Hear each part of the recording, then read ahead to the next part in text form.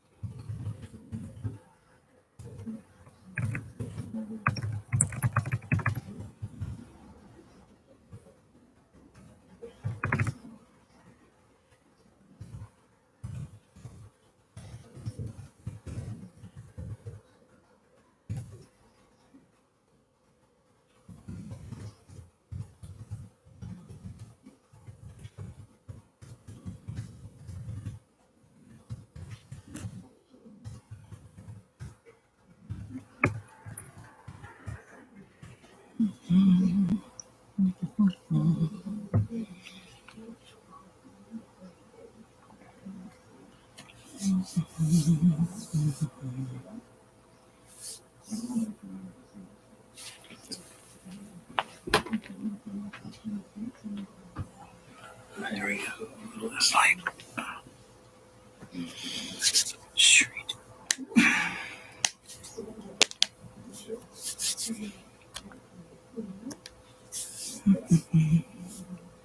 Oh, thanks. I appreciate it. Looks like you're the first one here. I think. I don't know. I can't see the view count. Alrighty then. Where was I? Let's see. Back at the apartment. Let's see. So I need to get down.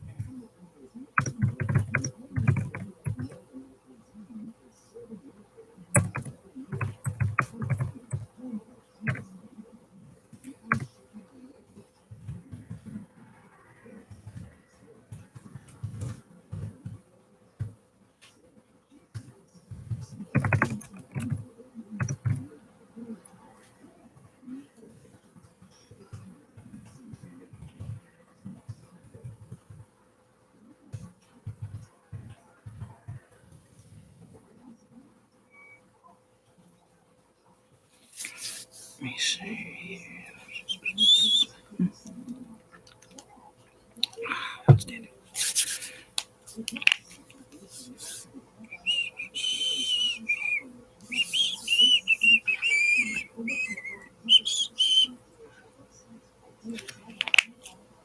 Oh, it shows you where the audio is. I see.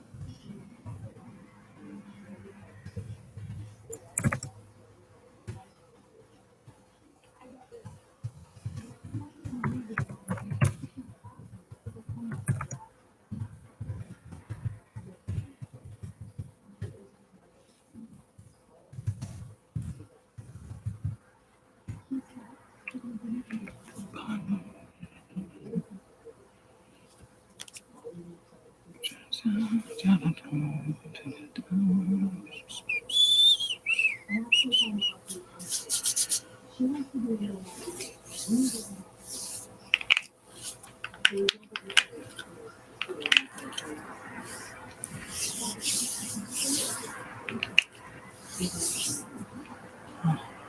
then. I need.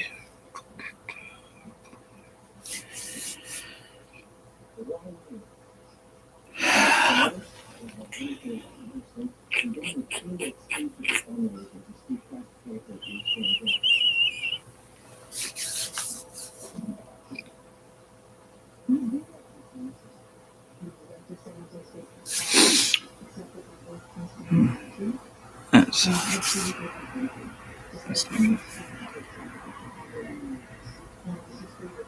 There it is.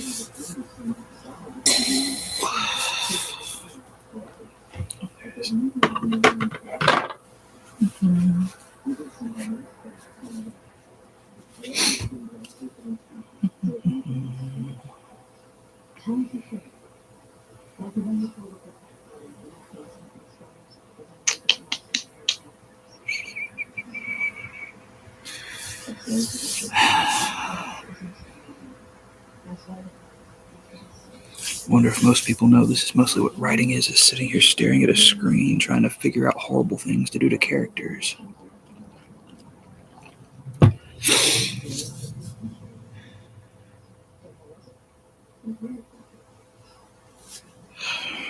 Let's see.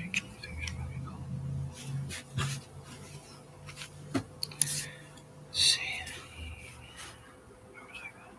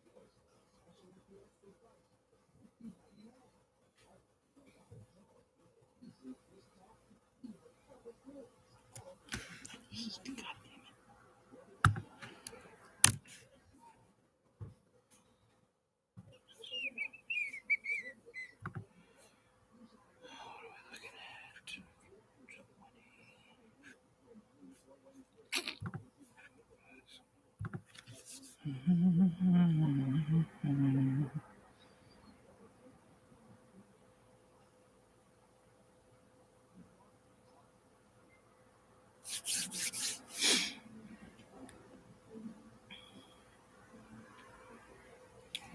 an hour.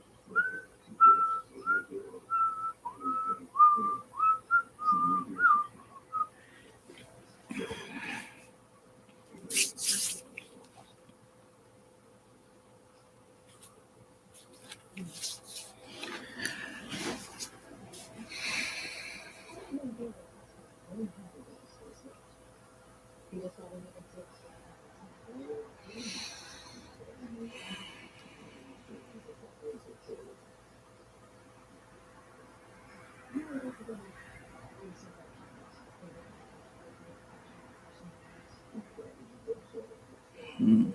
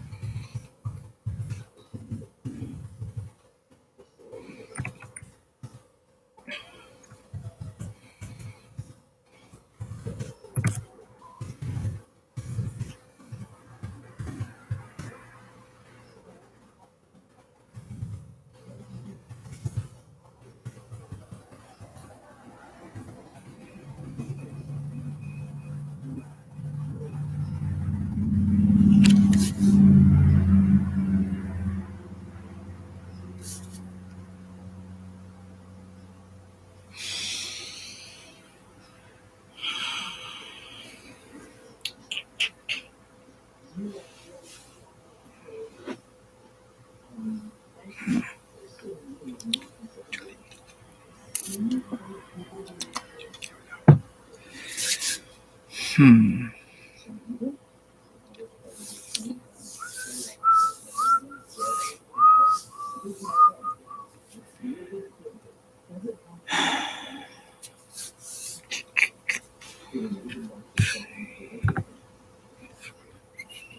God, that's all out of my face.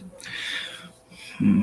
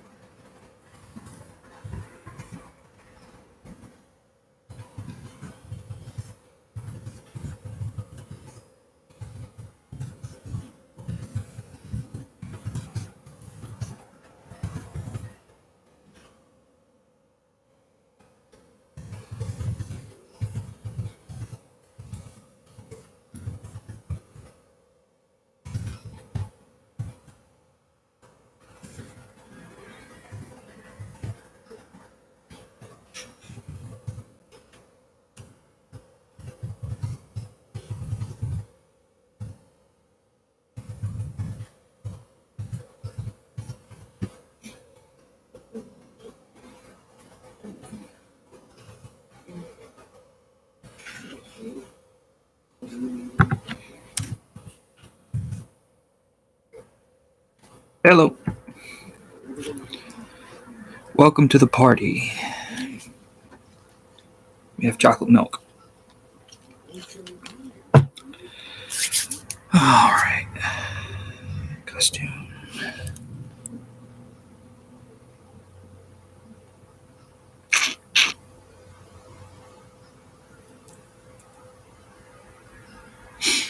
Yep. Every time Dr. Creepin would say, grab your favorite drink, for me it was always chocolate milk.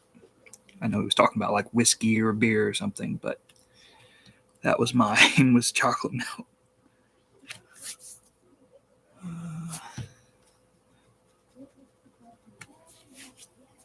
Let's see.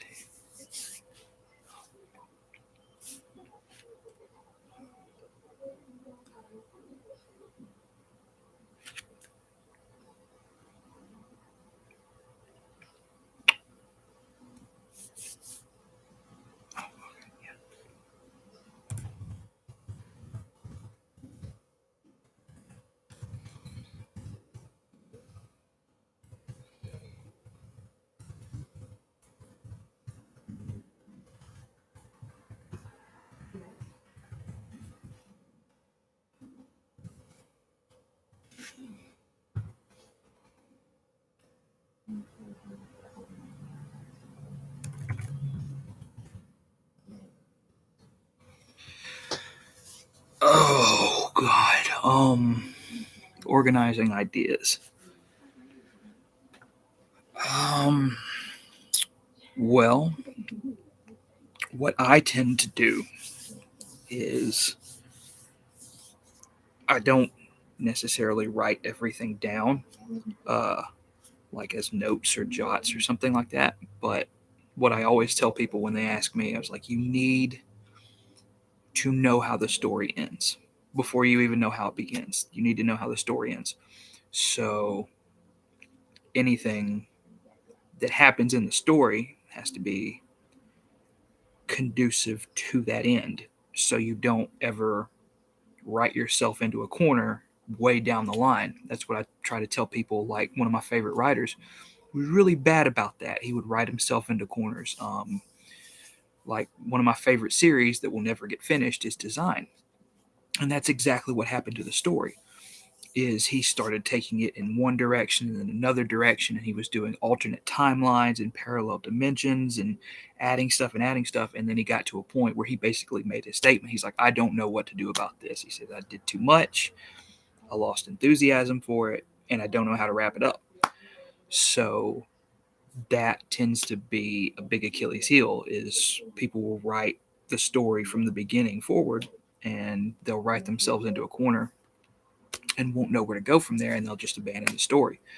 Whereas if you know where the story's going to end, you can organize things as you go. If you're like, I don't like this, this isn't working towards the end, you can backpedal, redo it, and kind of move it the right direction. So it will fall in line with what you're trying to do.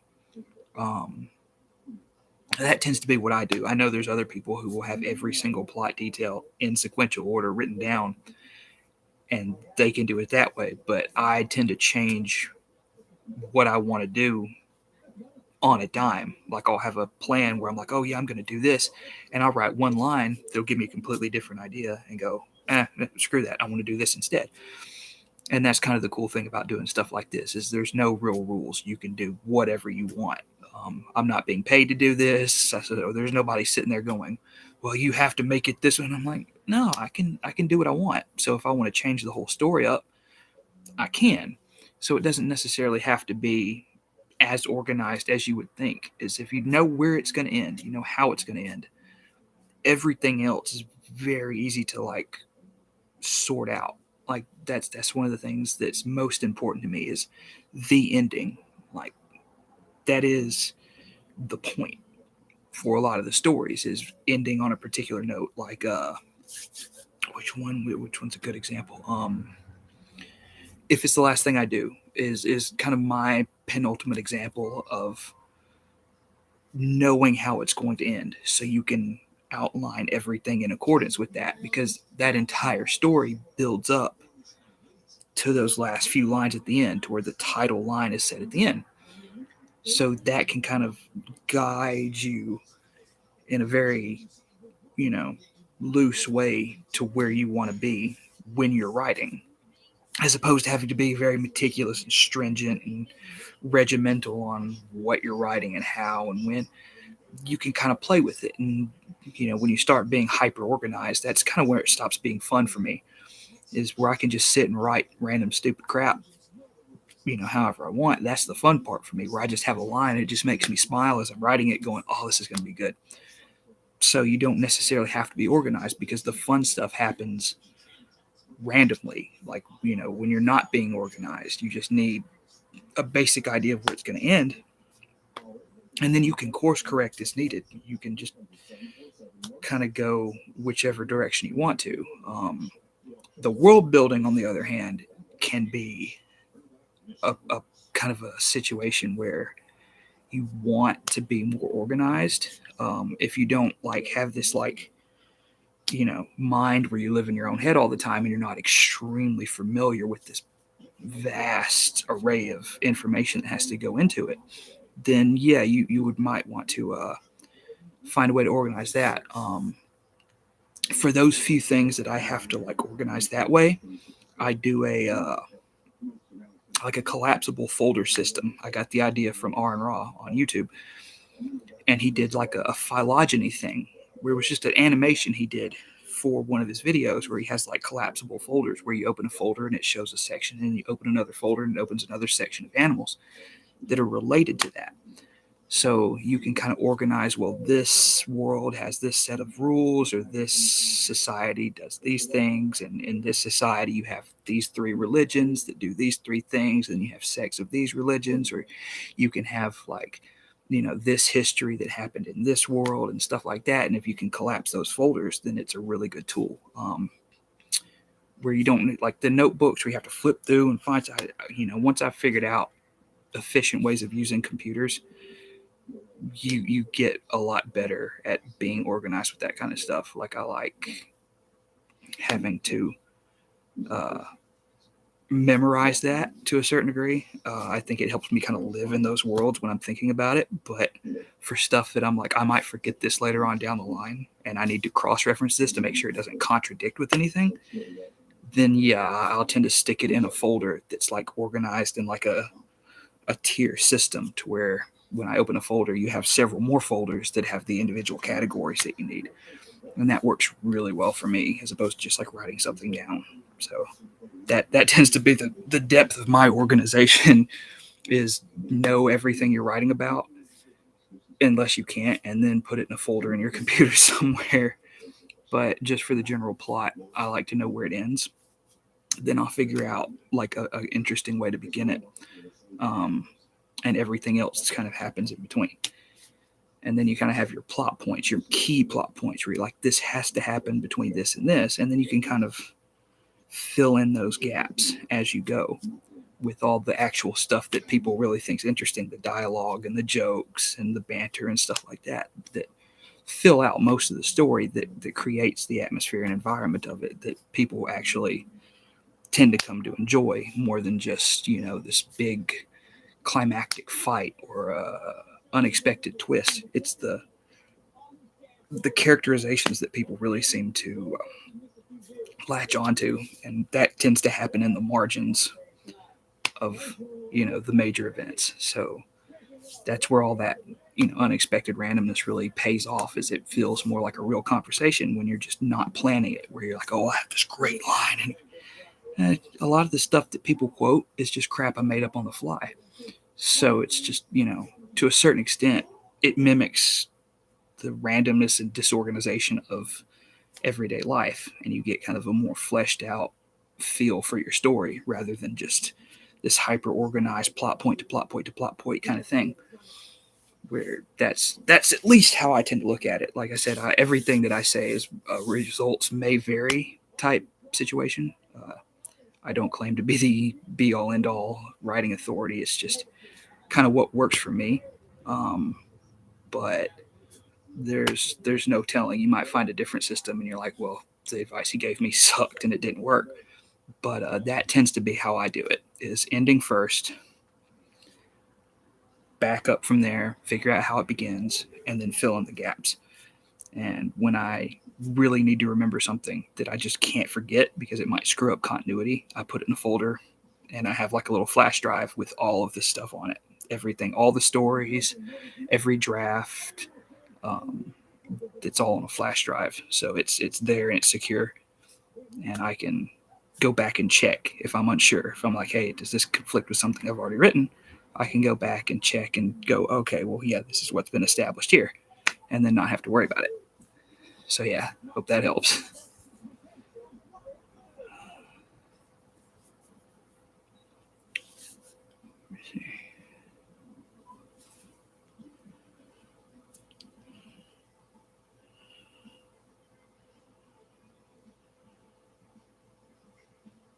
Yeah. There you go. That's what I'm talking about. Is don't I don't write to be popular or to get a big audience. Like I started writing because I was like dangerously depressed, and that was something that took my mind off of it and that I enjoy doing. Like this is what I make time to do. This isn't something that I'm like, oh, I've got to go write. It's not. I enjoy doing this. The process of writing I find enjoyable. And the more I try to force it, like if I'm sitting there for 3 hours and I've wrote 2 words, that's it. I'll take a break and I'll get back to it when I get back to it. And it's no big deal. It's just stories on the internet, man. It's just something I do for fun. So I don't feel any real pressure. And when people say, "Hey, why are you taking so long?" Because I can, dude. It's no big deal. It's just stories on the internet for fun. So if you can, like, just take your time and relax, and like I said, focus on the characters, man. That's the important part. That's the part that people will identify with and connect with, are those characters and the back and forth between them. And that tends to be where I have the most fun. It's just enjoying writing these characters and watching them interact, because a lot of the time I write these scenes, it's like I'm watching them and I'm just writing down what I see, and that's fun for me. I enjoy that. So if I try and like pressure through, then it just, I've deleted entire stories just because I was like, oh, I have to write something, I have to write, and it came out and I read back through it and I'm like, I'm not putting this on the internet, screw that. And that's just when I have fun, I think, is when I do my best work. Like the one we're doing tomorrow for Christmas. Like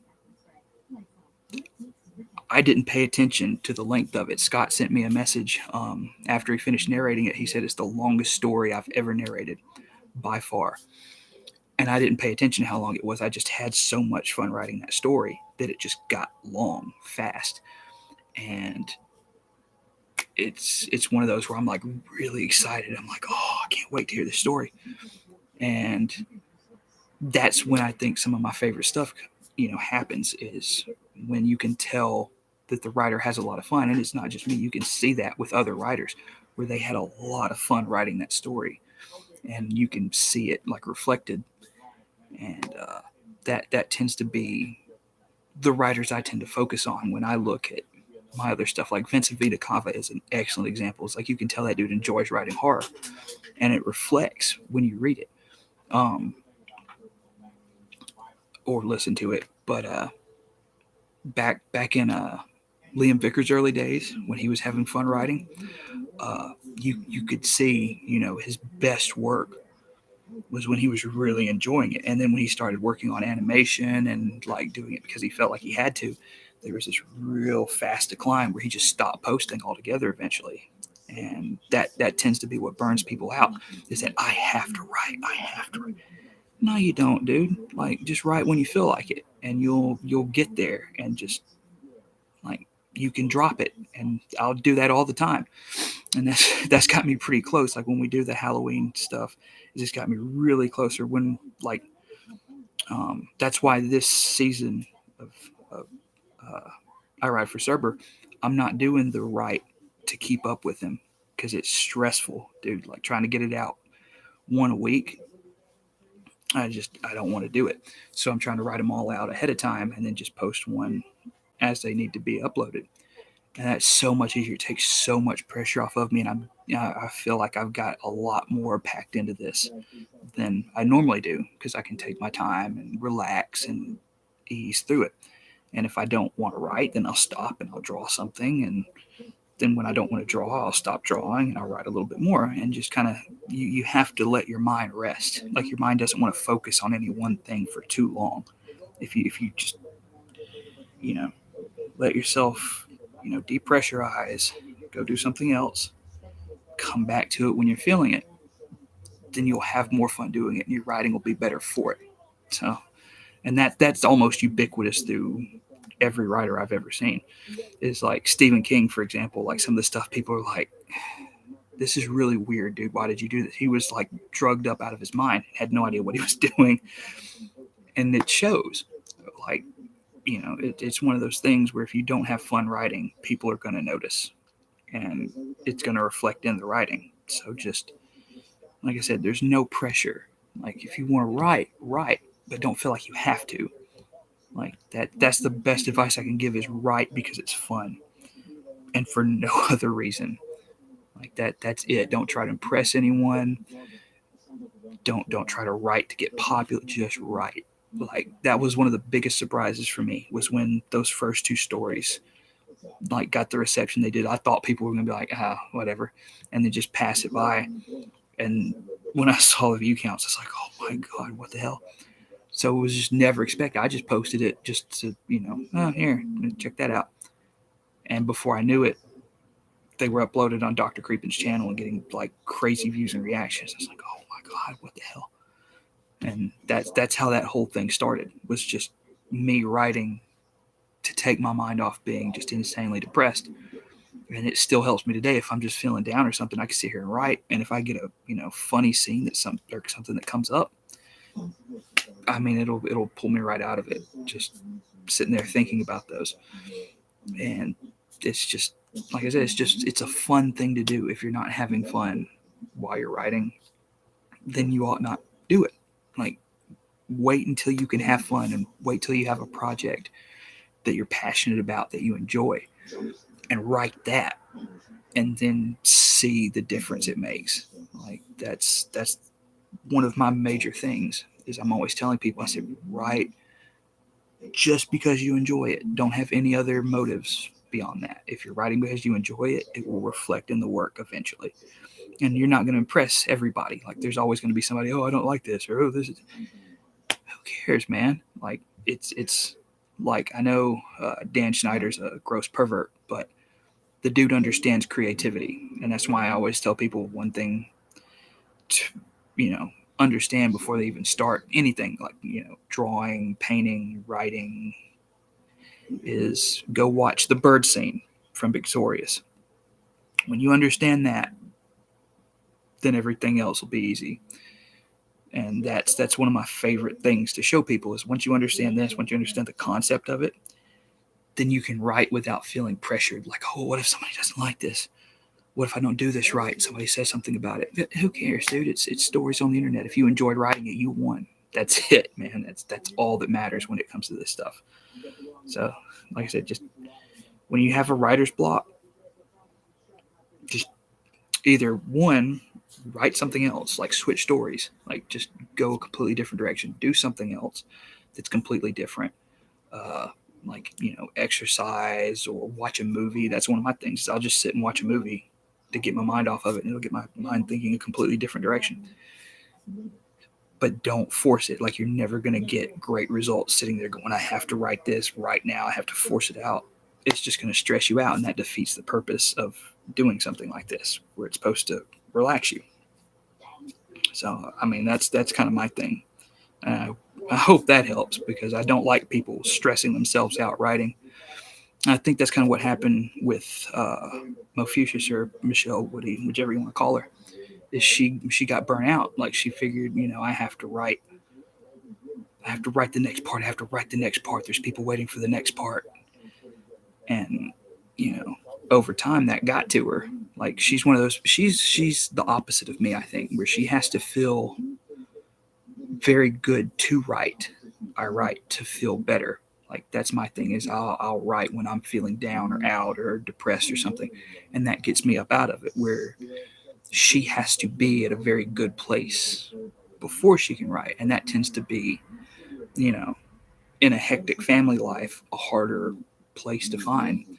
So that tends to be why I tend to be able to pump stories out really fast, and she has to get herself together and collect everything before she can write, and that's two different. Like I said, people are different, so what works for one might not work for the other.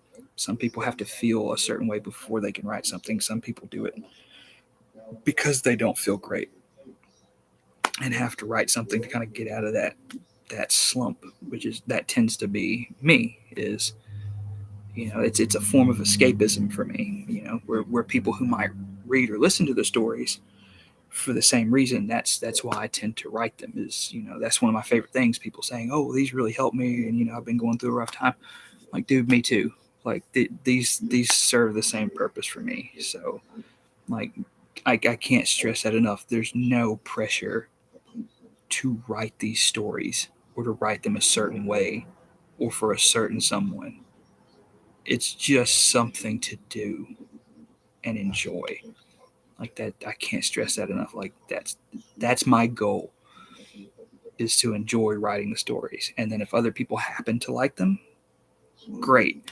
But I wrote a lot of stories before I started the Worst First stuff, and that's just, it'll never see the light of day probably. Well, they won't. My laptop that they were on, you know, took a crap on me, so they're gone forever. But that's the point: is write exclusively because you want to write. And anytime you don't feel like writing, don't write. That's the key to it all. I don't feel like writing. Cool. I don't have to write. And then you're freed up. You can let your mind wander, and naturally it will come back to that, and you can resume writing. It's you know, there's no reason to pressure yourself or stress yourself out over something as, you know, mundane as stories on the internet.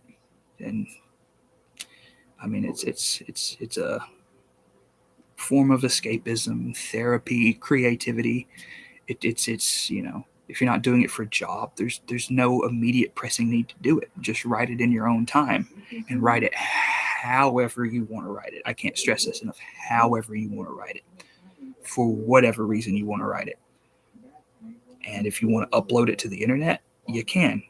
If you don't, put it in a folder, and it'll never see the light of day. It's all up to you. Like it's a complete and total blank slate. You can do whatever you want, and that's like the coolest thing about writing, because you don't have to necessarily have, you know, like an artistic talent, which takes a long time to develop, um, to create something, you know, grand in scope and spectrum. And you can just kind of write. All you need to do is type. Like this is a new laptop that I actually got to write. But how I started writing seriously is I had stopped for a while, and I got depressed and yada yada yada. And I bought this box of laptops from this lady for like $20, and they were just in horrible condition. And I was like, at least one of these has to be serviceable. So I went through them, and I found an HP about this size. It's a small notebook, and fixed it up. And it's like, cool, got a laptop again now, because my old one had been dead for like a year by that point. So I was like, cool, I got another laptop. So I just started typing away, and that's the whole thing. It's just something as simple as like a laptop. Liam Vickers, he wrote a lot of his stories on his phone and narrated them on his phone. Like that's it takes very little to write. You don't have to have much, and you can do whatever you want, however you want, without having to, you know, you can envision and create something like the library without having to draw it in every detail, because you can let other people's imaginations do the work for you in a lot of cases. So you can get away with a lot more very easily with writing. You lose a lot writing too. You don't get, you know, audio cues, visuals, um, like, you know, the subtle visuals of movies and things like that. But you can do a lot more grand stuff very easily through description that you would have to spend a lot more time on. learning how to do and actually doing with like drawing and painting and stuff like that. So it's a great creative outlet for a lot of people who have that creative urge to do something like that. And it's very therapeutic for a lot of people as long as they're not like forcing it. Like, I have to write this immediately. So, yeah, like I really can't stress enough. Like, don't stress yourself out over something like writing when the whole idea is just to have fun with it. Just take your time, pace yourself. If you have writer's block, go do something else, and eventually it'll go away. Like, seriously, I hear that all the time, and that's the same thing I tell everybody: is don't force it. It'll come back to you eventually, but the more you sit there and try and force it, it's like a kidney stone. It's just going to keep blocking and blocking and blocking. The more you try and force it out. So yeah, that tends to be how I look at writer's block, more or less.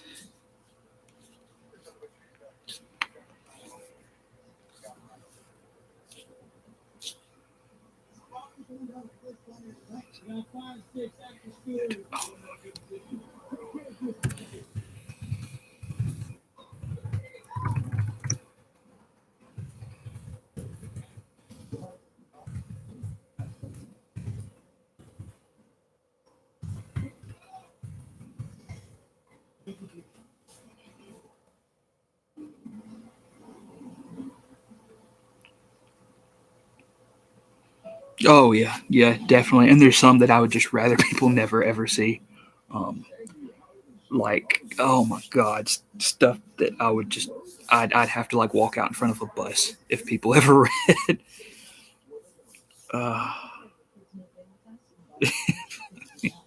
yeah, I distinctly remember writing Avatar: The Last Airbender fan fiction in high school in this like big notebook, and it became like this whole movie thing that like followed directly after the events of the original series because Legend Core hadn't come out yet. Still in high school, and Jesus Christ, I'm so glad that thing's probably a pile of ashes right now.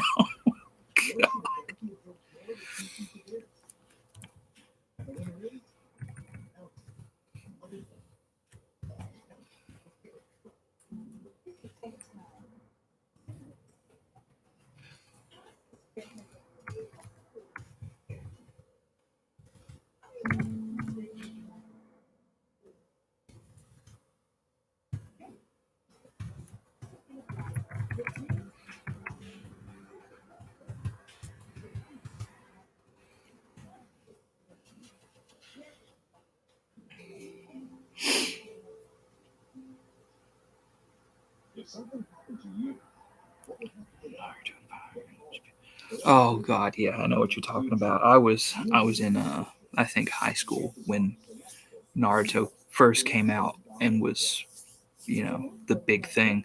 I, I remember distinctly a case of um, me and a lot of my friends were some of the first to get like the actual headbands that you could get.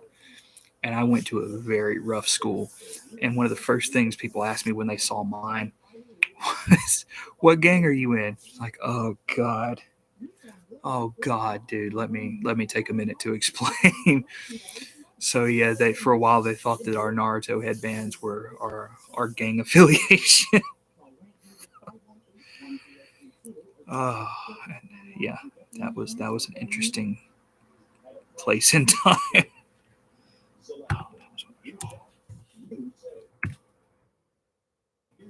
I was repping Sand Village hard in high school, uh, mainly because that's the only one that they had in a Hot Topic.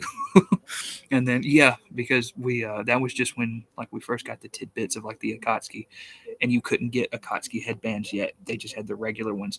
So they would come to me and get me to cut like with my actual tools because I was the only kid in high school that apparently had tools at the time because I was weird.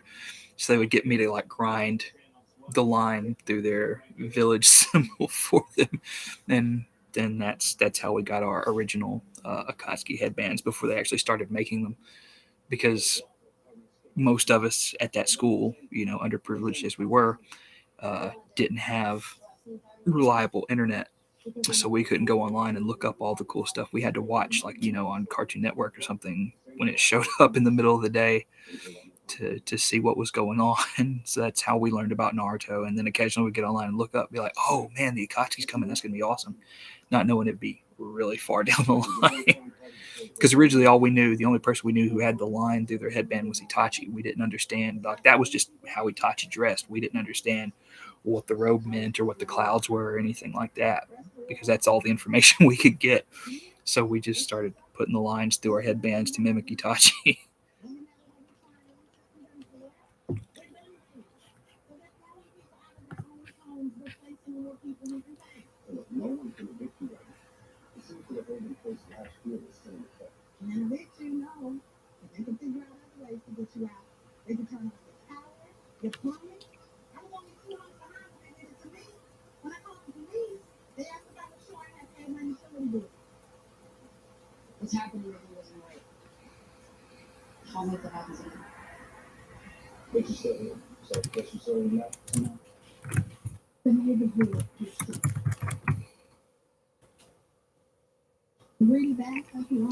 No, it is not at all. That was like a large bit of my inspiration for that was I call it like a love letter to uh, like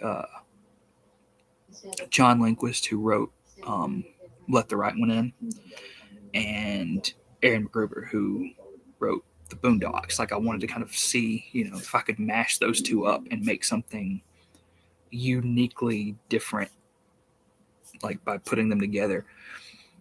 And instead of like making them like carbon copies of, like Huey and Riley and all, it's like I just thought of people who I grew up around and how they acted, because that's kind of how I grew up, was in that general environment.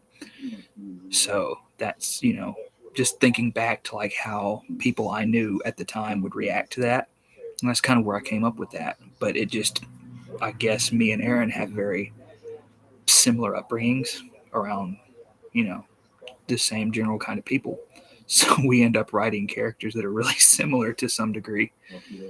But yeah, I kind of wanted to like see how those two general plot devices would mesh with that. And that was actually, I think, the most fun I've ever had writing a story, was that particular one.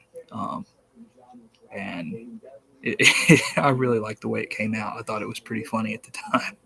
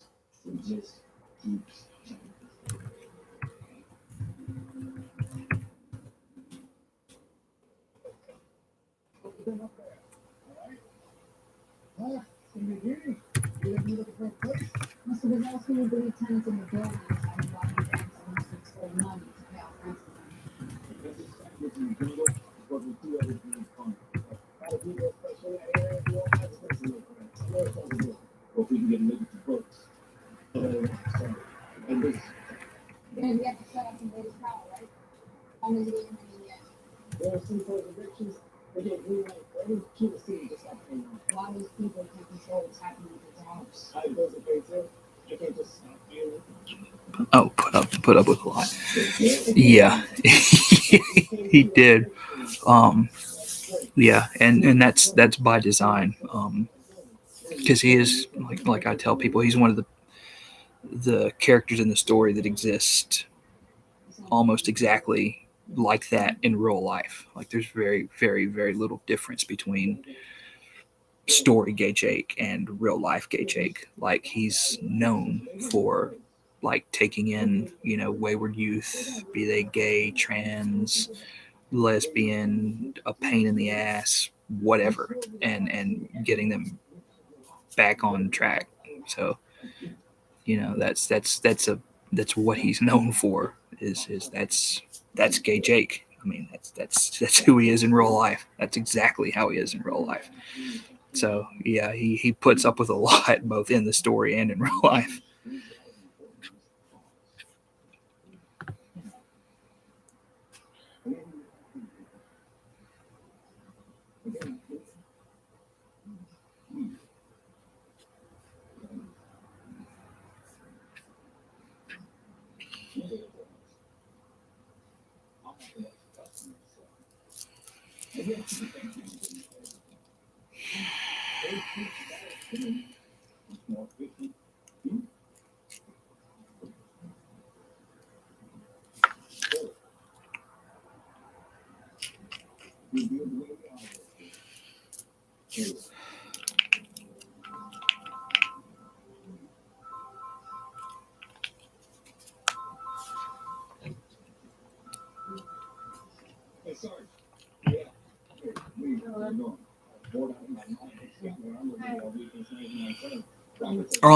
Someone I've had a couple of interactions with. Yes, there is a real Han Lao.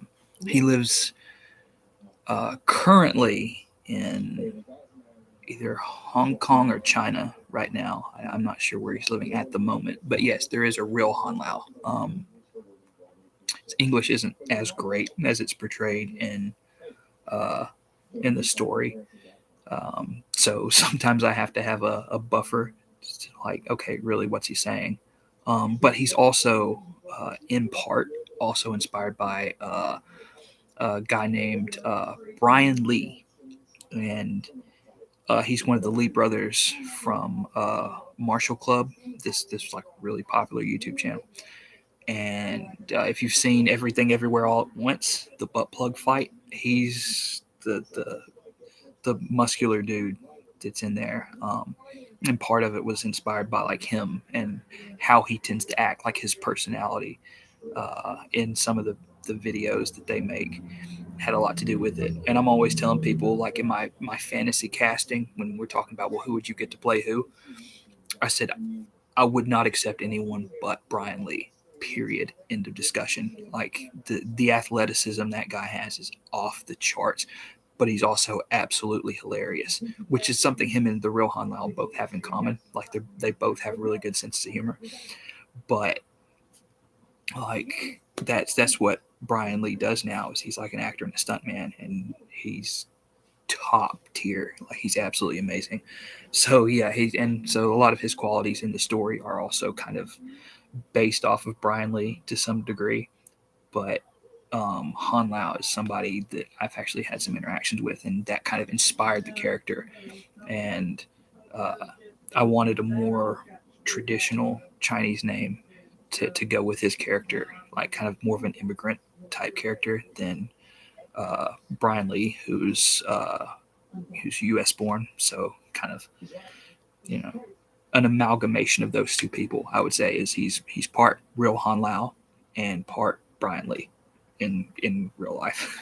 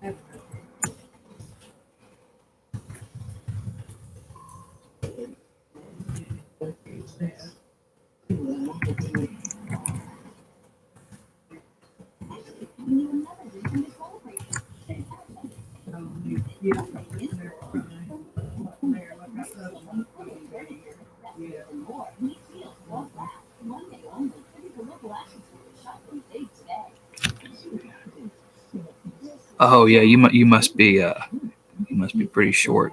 I'm kind of average, but Yeah, I mean, I didn't want to portray her as, you know, like an actual toddler, um, but I wanted her for people like Louie who are taller than average. Uh, she would seem pretty short, but like it's also just like hyperbole where she's shorter than them, so people are like constantly making fun of her for her height to like jab at her, or people who don't particularly care about their safety enough to not do that. But yeah, I mean, I kind of stopped and I was like looking up like average heights for that time period based on her age and things like that, and that she tends to fall actually a little taller than they would have been uh, in the 17th century around that period. But like even for now, that we tend to be on the taller side. Uh, so that tends to be, you know, the general theme of that is she's shorter than everybody else, so everybody calls her short, you know, in a hyperbolic type manner, just to poke fun at her. But yeah, I have several friends who are about that height, and they're always joking about their height too. And I've always been average, so I've never had like the tall jokes or the short jokes particularly aimed at me.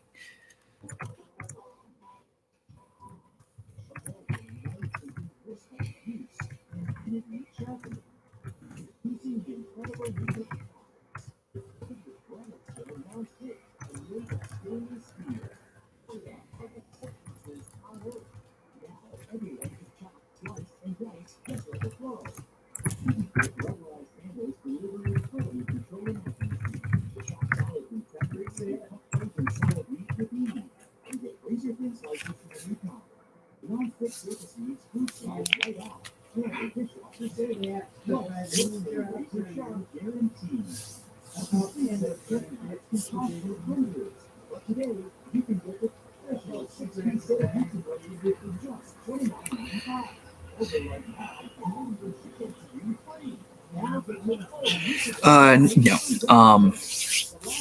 In some of Hephaestus's mythos, he makes these things as like servants, like they're very closely associated with him in some versions, because Greek mythology tends to be like wildly inconsistent on a lot of points. Um, a lot of it because it was a lot of word of mouth stuff, but also because it's so old and people put their own spins on it, like we are now to some degree. But yeah, there's in some versions of it, he has these tripods that literally just, you know, work for him and help him move things around the shop. Because in a lot of the mythology, he's, you know, he's hobbled. You know, he's either, you know, grossly disfigured, or his legs were uh, maimed when he was thrown off Mount Olympus or something like that. So he doesn't get around very well in a lot of the mythologies and stuff like that. So that, you know, apparently that was probably worked in at some point to, you know, well, he's, you know, he's a god, he could do all these amazing things. Why wouldn't he make these autonomous tripods that could help him move things around? You know, it's like an assistance type thing, which is at least what I think. Is they're basically like autonomous uh, drones. Basically, like they envision the idea of drones and robots thousands of years ago, which I think is really cool. Um, but that seems to be kind of the purpose they served, was to help him, you know, in his work when he couldn't get around as well as he could at a certain point. Uh, but yeah, they're just like his little crafty creations that he has helping him.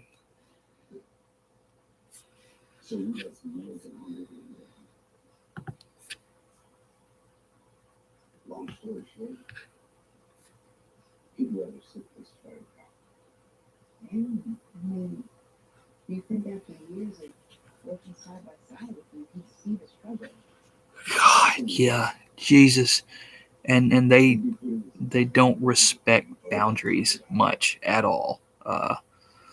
In any of the mythologies, it's basically just like a goddamn episode of like Jerry Springer It's ridiculous. Like they didn't respect personal space to any degree. Uh, Medusa being a great example of that. Uh, is they didn't understand consent in the same way we do in our modern age. Apparently, gods don't follow the same set of rules when it comes to that. And they tended to like to swallow each other whole, however that would work. Uh, Very unusual mythologies back then, man.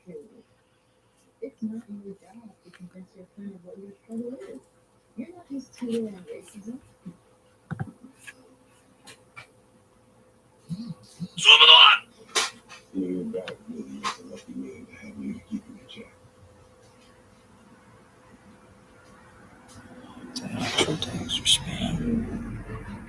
Oh, it's just Tim.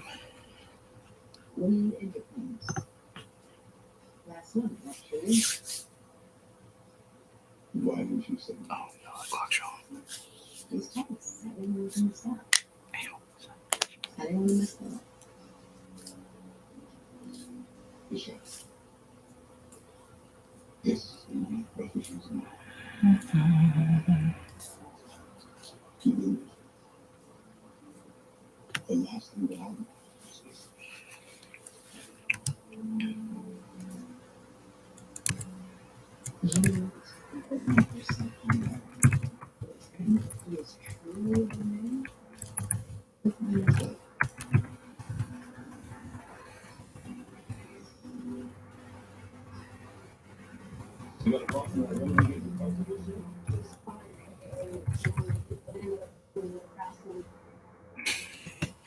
Yeah, I wanted to do something kind of different with him. Because I mean he's been one of my favorite like fictional characters for so long. Like I can look over there and I have like I don't know 6, 7 different copies of Dracula. One of them's like an American first edition, like it's really old. Um, and I just wanted him to be like this really mellow that's just trying to get on with his life, and everything seems to kind of compile around him. It's like I tell people in the a lot of the times where the characters you think are the main characters aren't. They're just the ones telling the story. Um, and the major events tend to happen with people like Hook, Dracula, Destiny, Hephaestus, things like that. That they're the real kind of centers of what's going on, and then you just have Jose, who's just kind of at the perimeter looking in, like you know, like an ant watching a stampede of elephants. So that tends to be kind of a different perspective that I wanted to take. But like I wanted to see what I could do with Dracula while also like kind of being true to the character, where he tends to, even in the original stories, he's very stoic. I would say he very I would say what would be the right word. Uh, um, well, I think stoic's probably the right word. He's a very suave character to a lot of very proper. Um, but I wanted to kind of take that to a different direction and kind of see what I could, because I'm writing him basically as like another uh, one of like a god in a mythos. Like if we were looking at him now, or looking at now from the lens of the future, we might see him in the same way that we would see Hephaestus or Zeus or Poseidon or something like that. Is this hugely important figure with this expansive, you know, collection of lore and mythology around him that just seems to pop out of nowhere. So if I think we look back at Dracula, 1,000 years or 2,000 years from now, what would we think of him? And kind of, how might his image change, you know, in that amount of time? You just never know. I mean, it's like we take the old gods from Greece and Egypt and change them and recharacterize them and do that stuff. It's like, well, let's try that with Dracula. Let's see what we can do there, because he's just like, he is one of my absolute favorite fictional characters. Him, Dr. Jekyll, or Jekyll, as he's properly referred to. That's the actual way to pronounce it. Like Dr. Seuss, people think Dr. Seuss, but it's Dr. Seuss. He wrote a poem about it. It's pronounced Dr. Seuss. But yeah, I mean, there's a lot of characters that just stick out to me, and Dracula was always one of them. And I wanted to do something different with him, but also not like you know just kind of confine him to some goofy side character. I wanted him to stand out and be something significant, and especially in this coming season that I'm working on right now, he's very much at the center of it. I would say more so than he has been previously. So I'm excited about that. I like writing him, and I absolutely love Scott doing Dracula. I still remember the big smile on my face the first time I heard it, because I wrote it, and I was waiting for the part to drop, like I knew it was coming. I was like, oh God, here we go. He's about to do Dracula, because I ended right on that line, like that most iconic line, that I bid you welcome, and it was coming. And when I heard it, and it was so perfect, I was just big smile on my face. Scott nailed it so hard. Like, that is one of the best iterations of that line I've ever heard, and he did it perfectly. So I was really excited about that.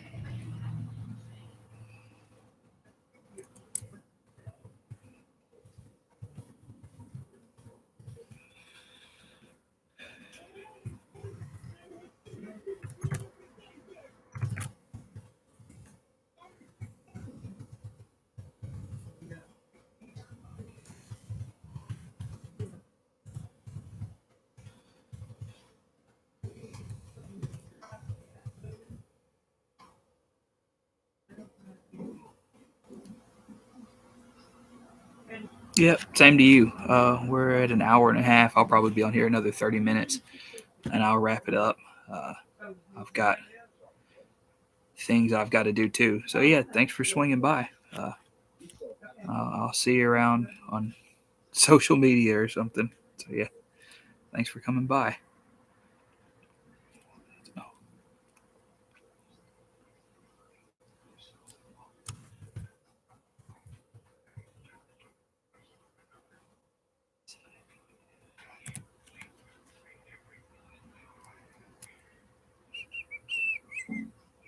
Hey, what's your name? Is that Lee's voice? Yeah.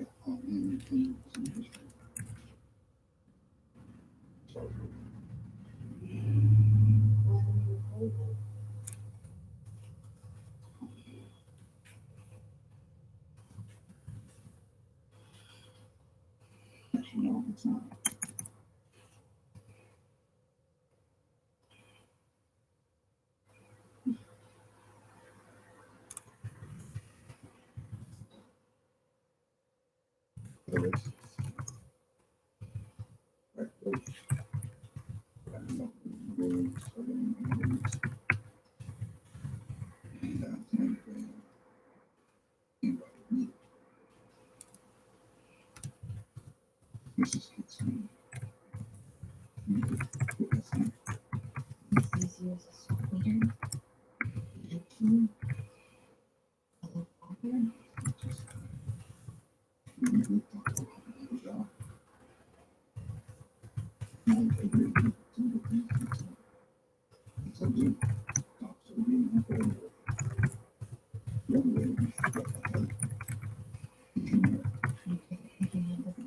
Racist. Just stuff on here. I mean, those things. So really, you can finish.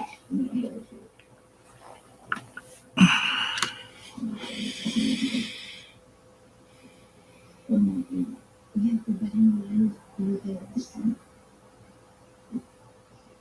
what, 20 years? Have I laughed off or something?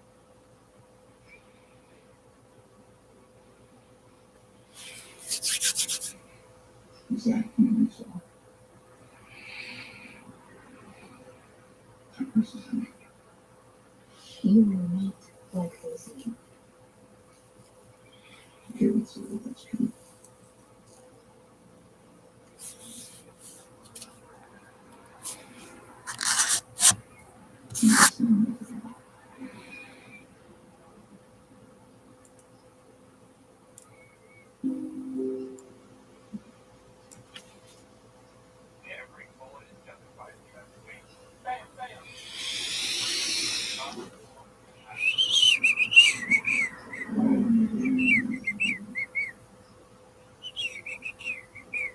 You're gonna need to watch your back. And not just for them. All three of the officers on me will be removed from the field immediately. You sure you want to do it? No. Okay, please. In that case, I'll make sure you're on the desk with you watching Collect Best until this is settled. Thank you, sir.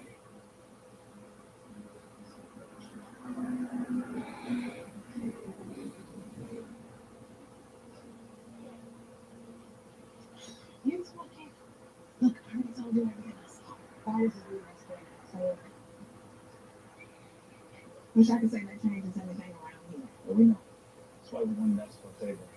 You mind introducing us to some of your neighbors? They're the Greeks of Death's Neighbor down in the coast. We want to change that. But then when the Greeks and more happy offerings helps communities to keep those. Might be able to help. We would love to talk to as many people as we can. We wish we could do more, but we wanted to do it something. Not sure you'll find many folks interested in talking to the Greeks today. But I'll ask. Wait right here. Thank you, officers.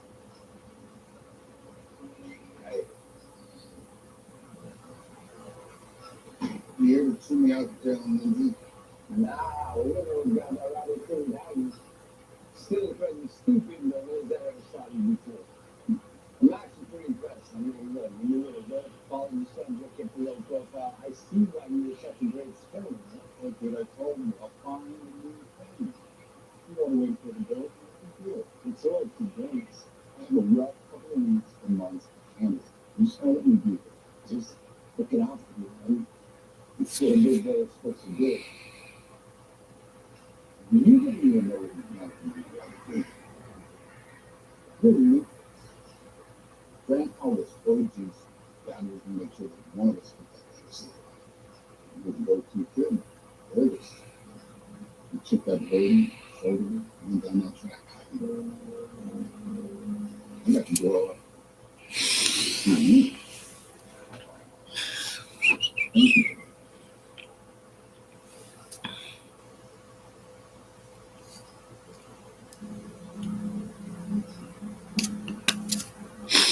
And you know that a lot of balls in that fish. We are in 50 weeks. They're very decent. That man paid off, right? Look, he's going with the best of the best. Look, I love it. Really good. So sometimes it feels like I was passing this road. I have a choice. Never thought about Russell Creek. Maybe that's why I get on this list of some years. I've never ever done it. You gotta have that choice. And you can do whatever you want. But if you feel wrong, that's it, right? When I keep track, very country, sitting bellies, something. I can't talk with Joe long something. Thanks. She always you think you're going, huh? Hey, investigation, really? That's a boat. I'm talking to $1 million. Are you scared that won't get here when you find another officer? For 20 years without my consent?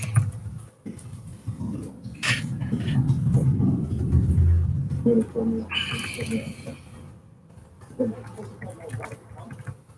That's the thing you told me. I'm not sure you're going to All right, cool. I think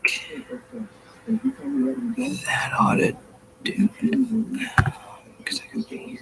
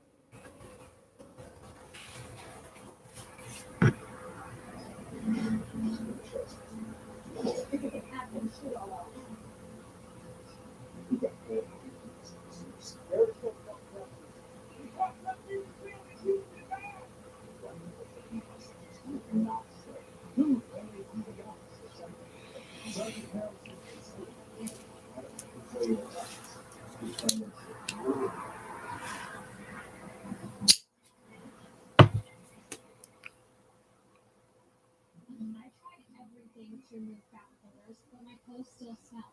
Until I finally found a new down the road. All right. It doesn't just cover odors, it helps remove them up to 3 times better than detergent alone.